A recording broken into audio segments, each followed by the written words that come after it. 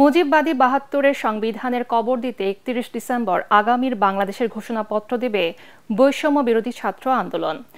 রাজধানীর বাংলা মোটরের সংগঠনটির কেন্দ্রীয় কার্যালয়ের সংবাদ সম্মেলনে জানানো হয়, নাৎসিবাদী সংগঠন হিসেবে আওয়ামী লীগকে অপ্রাসঙ্গিক হিসেবেও ঘোষণা করা হবে। ছাত্র আন্দোলনের আহ্বায়ক হাসনাত আব্দুল্লাহ জানিয়েছেন, ছাত্র জনতার আশা আকাঙ্ক্ষার দালিলিক প্রমাণ হবে এই ঘোষণাপত্র। রিপোর্ট মনির হোসেন তপুর। গণ-অভ্যুত্থানে স্বৈরাচার আওয়ামী লীগ সরকারের পতনের পর থেকেই একের পর এক নানা ষড়যন্ত্র মোকাবেলা করে চলেছে অন্তর্বর্তী সরকার ও বৈষম্য বিরোধী ছাত্র জনতা। তাদের দাবি, বিপ্লবের ঘোষণাপত্র ৫ আগস্ট না হওয়ার কারণে বিদেশে বসেই ষড়যন্ত্র করেই যাচ্ছে ফ্যাসিবাদীরা। এই গণ-অভ্যুত্থানের বৈধতা নিয়ে প্রশ্ন তুলছে পতিত সরকারের দোসররা। তবে গণ-অভ্যুত্থানকে ঘিরে মানুষের মধ্যে যে আকাঙ্ক্ষা সৃষ্টি হয়েছে তার দালিলিক প্রমাণ হিসেবে ৩১ ডিসেম্বর জাতির সামনে ঘোষণাপত্র দেবে বৈষম্য বিরোধী ছাত্র আন্দোলন, যেখানে ৭২-এর সংবিধান বাদ দিয়ে জনপ্রত্যাশা পূরণে অগ্রাধিকার থাকবে বলে জানান সংগঠনের আহ্বায়ক হাসনাত আব্দুল্লাহ। যেখান থেকে এক দফা ঘোষণা দেওয়া হয়েছে, ঠিক সেই জায়গা থেকে মুজিববাদী ৭২-এর সংবিধানের কবর রচিত হবে। ঠিক সেই জায়গা থেকে আওয়ামী লীগ বাংলাদেশের প্রেক্ষাপটে একটি অপ্রাসঙ্গিক একটি রাজনৈতিক দল, যারা গণমানুষকে মানুষ হিসেবে স্বীকৃতি না দিয়ে নির্যাতন, নিপীড়ন, গুম এবং খুন এবং হত্যার যারা রাজনীতি করেছে, যারা জনগণের বিপরীতে, আশা আকাঙ্ক্ষার বিপরীতে দাঁড়িয়েছে, আমরা প্রত্যাশা রাখছি এই জুলাই প্রক্লেমেশন অফ জুলাই রেভলিউশনে এই নাৎসিবাদী এই দলটিকে সেখান থেকে বাংলাদেশে অপ্রাসঙ্গিক ঘোষণা করা হবে। চা ও পোশাক শ্রমিক থেকে শুরু করে দলমত নির্বিশেষে ৩১ ডিসেম্বর সবাই কেন্দ্রীয় শহীদ মিনারে জমায়েত হবে বলে জানিয়েছেন বৈষম্য বিরোধী ছাত্র আন্দোলনের মুখ্য সংগঠক আব্দুল হান্নান মাসুদ। এখানে শহীদরা আসবেন, শহীদ পরিবারের লোকজন আসবেন, আহতরা আসবেন।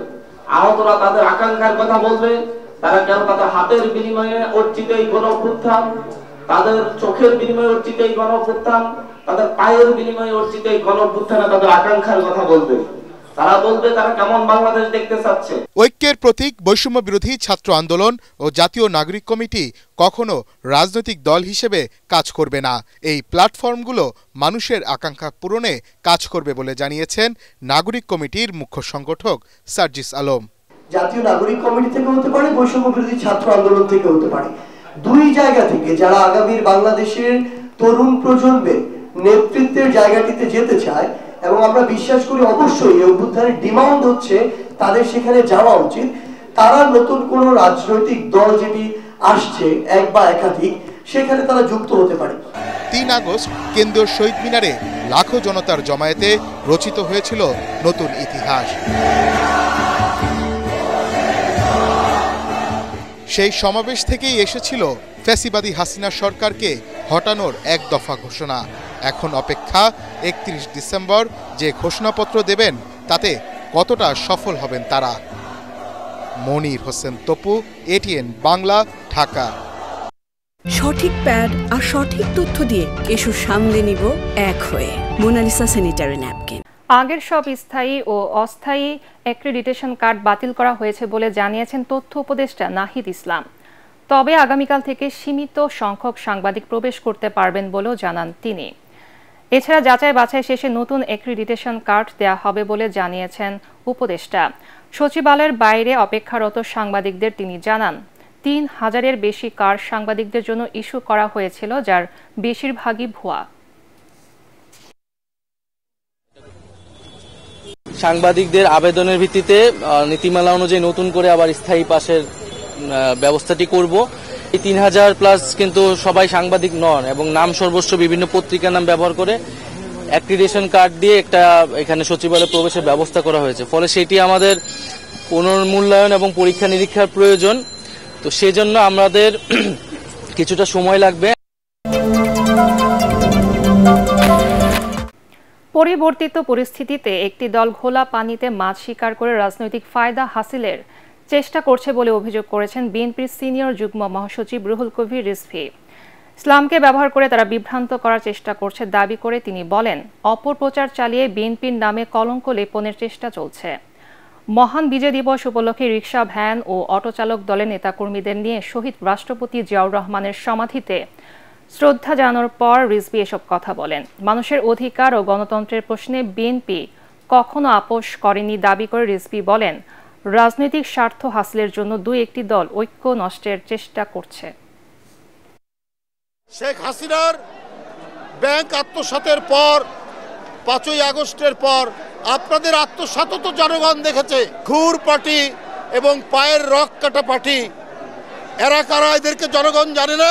সুতরাং খুব ঘোলা পানিতে মাছ শিকার করার চেষ্টা করছে।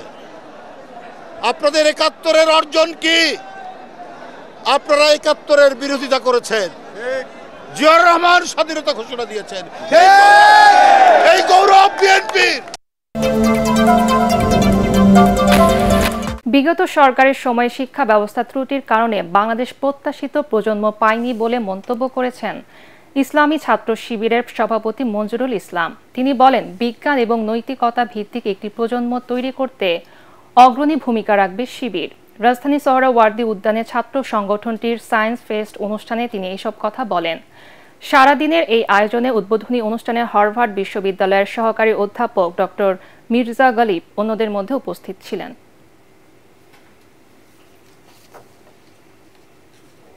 বিগত দিনে আমাদের যে শাসন ব্যবস্থা ছিল, সেই শাসন ব্যবস্থার শিক্ষার নানা ত্রুটি হওয়ার কারণে আমরা যে প্রজন্ম আকাঙ্ক্ষা করেছি, সেই প্রজন্ম এখন আমরা না পেলেও আমরা বিশ্বাস করি ইসলামী ছাত্র শিবির এই জাতিকে এমন একটি প্রজন্ম দিতে চায় যেটা কোনো সরকার কখনো কোনো সময় পারেনি।